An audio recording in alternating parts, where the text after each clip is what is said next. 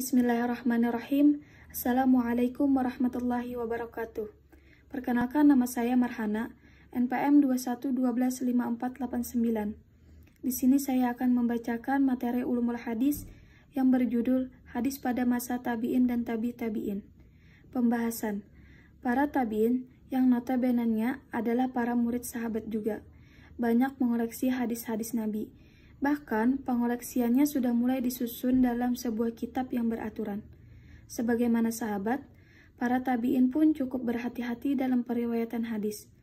Para sahabat ahli hadis menyebar ke berbagai wilayah negara Islam. Sejalan dengan pesatnya perluasan wilayah kekuasaan Islam, penyebaran sahabat-sahabat ke berbagai daerah pun terus meningkat.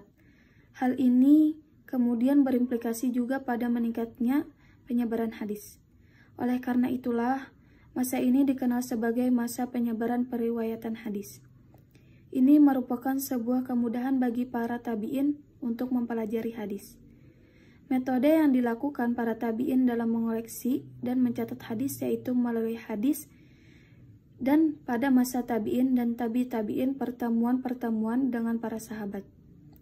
Selanjutnya mereka mencatat apa yang telah didapat dari pertemuan tersebut. Para tabi'in menerima hadis Nabi dari sahabat dalam berbagai bentuk. Dengan demikian, tidak ada satupun hadis yang tercecer apalagi yang terlupakan. Ada beberapa kota yang dijadikan pusat pembinaan dalam periwayatan hadis, yang kemudian dijadikan sebagai tempat tujuan para tabi'in dalam mencari hadis. Pusat pembinaan pertama yaitu di kota Madinah, karena di Madinahlah Rasulullah SAW menetap setelah hijrah. Bahkan Rasulullah juga yang membina masyarakat Islam yang di dalamnya terdiri atas kaum muhajirin dan kaum ansor. Kemudian ada beberapa sahabat yang tinggal di Madinah pada masa tabi'in.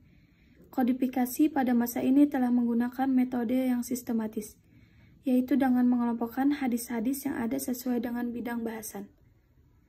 Walaupun dalam bidang penyusunannya masih bercampur antara hadis Nabi dan hadis qaul, sahabat dan tabi'in sebagaimana yang terdapat dalam kitab Muwatta Imam Malik.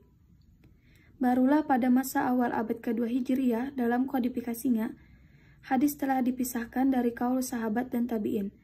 Selain riwayat bi'al-lafzi, ada juga sistem penerimaan hadis dan periwayatan hadis dengan isnad. Maraknya pemalsuan hadis yang terjadi di akhir pada masa tabi'in yang harus berlanjut pada masa sesudahnya, menjadikan para ulama untuk menelitinya. Tabi'in adalah di antara generasi terbaik dalam sejarah Islam. Tabi'in juga disebut murid tabi'in. Menurut banyak literatur hadis, tabi'in adalah orang Islam dewasa yang pernah bertemu atau berguru pada tabi'in, dan sampai wafatnya pun beragama Islam. Karena tabi'in yang terakhir wafat sekitar 110-120 Hijriah. Sekian, terima kasih. Salah hilapnya mohon maaf. Akhirussalam. Wassalamualaikum warahmatullahi wabarakatuh.